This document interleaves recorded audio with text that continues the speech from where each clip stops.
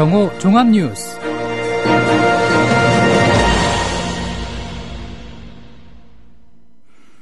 (10월 27일) 국민라디오 정오 종합뉴스입니다. 먼저 오늘의 주요 뉴스입니다.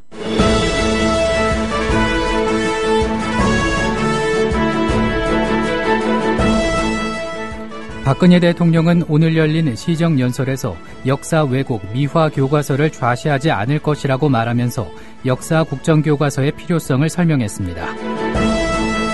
문재인 새정치민주연합 대표는 오늘 박근혜 대통령의 시정연설에 대해 국정교과서 강행을 중단하고 경제와 민생 살리기에 전념해달라는 국민 목소리를 외면했다고 비판했습니다.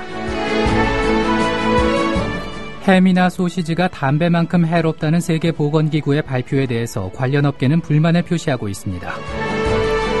우리나라 국민 1인당 노동시간이 세계 3위고 출산율은 169개 나라 가운데 166위로 최하위 수준이라는 조사 결과가 나왔습니다. 정오 종합뉴스 잠시 후 시작합니다.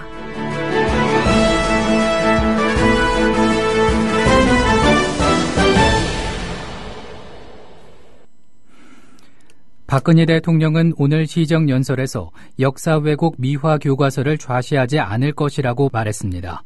박 대통령은 오늘 국회에서 진행한 2016년도 예산안 시정연설을 통해 이같이 밝히면서 집필되지도 않은 교과서, 일어나지도 않은 일을 두고 더 이상 왜곡과 혼란은 없어야 한다고 생각한다고 말했습니다. 박 대통령은 또 현재 정부가 추진하고 있는 역사교육 정상화도 미래의 주역인 우리 아이들이 우리 역사를 올바르게 인식하고 대한민국 국민으로서 자긍심을 갖고 자라도록 하기 위해서라고 설명했습니다. 문재인 새정치민주연합 대표는 오늘 박근혜 대통령의 시정연설에 대해 국정교과서 강행을 중단하고 경제와 민생 살리기에 전념해달라는 국민 목소리를 외면했다고 비판했습니다. 문 대표는 시정연설이 끝난 직후 국회에서 기자들과 만나 세 번째 시정연설인데 이번에도 국민들 요구에 대한 답이 전혀 없었다면서 이렇게 말했습니다. 이어 지금 우리 국민들의 먹고 사는 문제에 대해서도 제대로 된 답이 없었다며 한국 경제를 제대로 살리려면 정부의 경제정책 실패와 무능을 인정하고 사과하는 것에서부터 새롭게 출발해야 한다고 생각한다며 참으로 아쉽다고 밝혔습니다. 정부의 한국사 교과서 국정화 방침에 대해서 기록학계에서도 반대 목소리가 나왔습니다. 한국기록학회는 어제 성명을 내고 역사와 기록은 결코 분리될 수 없는 문제라며 역사 교과서의 국정화는 국가가 기억을 독점해 민주주의를 퇴행시키는 결과를 초래할 것이라고 비판했습니다. 한국기록학회는 정부가 추진 중인 역사교과서 국정화는 역사와 기록을 동시에 통제해서 진실을 왜곡하고자 하는 것이라며 역사교과서 국정화를 통해서 역사와 기억을 획일화하려는 정부의 정책은 마땅히 중단해야 한다고 덧붙였습니다. 일본군 위안부 문제를 논의하는 국장급 협의 채널인 이상덕 외교부 동북아 국장과 이시카네 김히로 일본 외무성 아시아대양주 국장이 서울에서 만납니다. 이시카네 국장은 오늘부터 서울에서 열리는 동북아 평화협력 구상 관련 회의에 참석하기 위해 우리나라를 찾았습니다. 일본군 위안부 문제를 논의하는 양국 간 핵심 실무자들인 만큼 한일 정상회담을 앞두고 위안부 문제에 대한 의견을 교환할 것으로 전망됩니다. 북핵 6자 회담에 일본 측 수석대표를 겸하는 이시카네 국장은 우리 측 수석대표인 황중국 외교부 한반도 평화교섭본부장과도 상견례를 겸한 만남을 가질 예정입니다. 햄이나 소시지가 담배만큼 해롭다는 세계보건기구 WHO의 발표에 대해서 관련 업계는 불만을 표시하고 있습니다. 가공육 제조업체와 패스트푸드, 식품업체 등은 일단 WHO가 가공육과 관련해 문제를 제기한 부분을 면밀하게 살피며 대응책을 마련하고 있지만 전반적으로 업계에서는 WHO의 이번 발표에 강한 불만을 드러내고 있습니다. 업계 관계자는 식품학계의 유엔격인 국제식품과학기술연합회 등에서도 가공육이 암을 일으킨다고 확실할 만한 데이터는 없다는 것이 공식 입장인데 WHO가 가공육을 담배나 비소와 동급으로 취급한 것은 지나치다고 지적했습니다. 새누리당과 정부는 오늘 현역 입영 인원의 수를 2016년과 2017년 각각 연 10,000명까지 추가로 늘리기로 했습니다. 당정은 입영 전쟁을 방불케 하는 현역병 입영 적체 문제를 해결하기 위해 내년도 예산을 600억 원 추가로 지원해 이 같은 대책을 마련키로 했습니다. 당정은 연 10,000명 추가 입영 조치 외에도 산업기능요원을 현행 4,000명에서 6,000명으로 확대하고 고졸 중퇴 이하자 보충력에 대해서는 지원자에 한해 현역 입영을 허용하며 장병 신체검사 기준 강화 등을 추진하기로 했습니다. 사기 혐의로 체포영장이 발부됐던 격투기 선수 최용만 씨가 7시간 30분에 걸쳐 검찰의 조사를 받고 귀가했습니다. 최용만 씨는 서울 동부지방검찰청에서 오늘 새벽 3시 10분까지 조사를 받은 뒤 서둘러 검찰청사를 떠났습니다. 최 씨는 지난 2013년 지인에게 1억여 원을 빌린 뒤 갚지 않은 혐의를 받고 있습니다. 검찰은 최 씨가 출석 요구에 응하지 않고 소재 파악이 되지 않자 지난 20일 체포영장을 발부받아 지명수배를 내렸습니다. 검찰은 최 씨에 대한 조사 내용을 검토한 뒤 구속영장 청구 여부를 결정할 방침입니다. 교육부는 올해 수능의 원활한 시행을 위해 교통소통과 소음방지 및 문답지 수송 원활화 대책을 오늘 발표했습니다. 올해 수능은 11월 10일 오전 8시 40분부터 오후 5시까지 전국 85개 시험지구 1,212개 시험장에서 실시됩니다. 수능일에는 전국시 지역과 시험장이 설치된 군 지역에서 관공서 출근 시간이 10시로 늦춰집니다. 또한 수험생이 시험장으로 이동하기 편하도록 지하철과 시내버스는 등교 시간대에 집중 운행되고 개인 택시 부재 운행도 해제됩니다. 그리고 시험장 주변 교통 혼잡을 줄이기 위해 시험장 전방 200m부터 차량 출입을 막게 됩니다.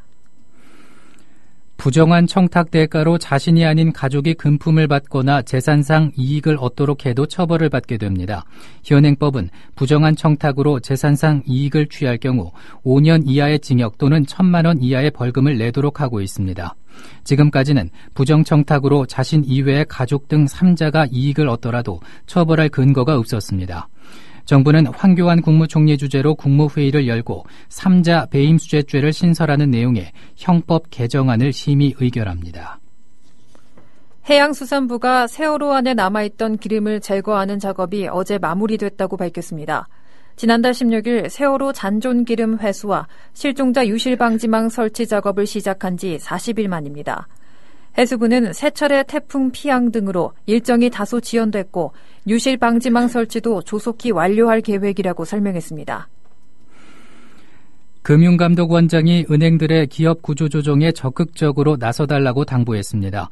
진웅석 원장은 오늘 오전 서울은행회관에서 10개 시중은행장과 조찬 간담회를 열고 구조조정의 핵심은 정확한 옥석 가리기라며 회생 가능성이 없는 기업은 신속히 정리해야 한다고 강조했습니다. 또 세계 경제 불안과 가계 기업 부채 우려가 큰 상황인 만큼 은행별로 보수적인 관점에서 위험 관리와 자본 확충에 나서야 한다고 밝혔습니다. 이와 관련해 내년부터 시행하는 가계부채 관리 방안의 하나인 채무 상환 능력 심사 가이드라인이 거의 확정됐다고 말했습니다. 국방부 검찰단은 소말리아 파병부대인 청해부대 함장으로 근무하면서 부식비 수천만 원을 횡령한 혐의로 해군 김모 준장을 지난 23일 구속했다고 밝혔습니다. 김 준장은 지난 2012년 8월부터 청해부대 11진을 이끄는 부대장으로 근무하면서 300여 명의 청해부대 부식비 등 5천만 원 이상을 횡령한 혐의를 받고 있습니다. 군 검찰은 이와 함께 에이전트 한 곳이 청해부대 부식비 등을 전담해온 점으로 또 다른 의혹이 있을 것으로 판단하고 청해부대 전체에 대한 수사를 확대하고 있다고 밝혔습니다. 화장실과 욕실, 샤워실, 조리실 등의 바닥은 미끄러지지 않는 재질로 만들어야 합니다. 국토교통부는 이런 내용을 담은 실내 건축 구조, 시공 방법 등에 관한 기준이 내일부터 시행된다고 밝혔습니다. 이에 따라 화장실 등 물을 쓰는 공간의 바닥면은 물에 젖어도 미끄러지지 않는 재질로 만들어야 하고 바닥을 도자기질 타일로 마감을 한다면 한국산업표준 KS로 정해진 미끄럼 저항성 마찰 기준에 적합한 재료를 써야 합니다. 피난 계단에 붙이는 미끄럼 방지 패드는 밝은 색상이나 형광색을 써야 합니다. 이를 어길 시 500만 원 이하의 벌금을 물게 됩니다. 우리나라가 삶의 질과 관련된 분야에서 선진국 수준에 크게 못 미친다는 조사 결과가 나왔습니다.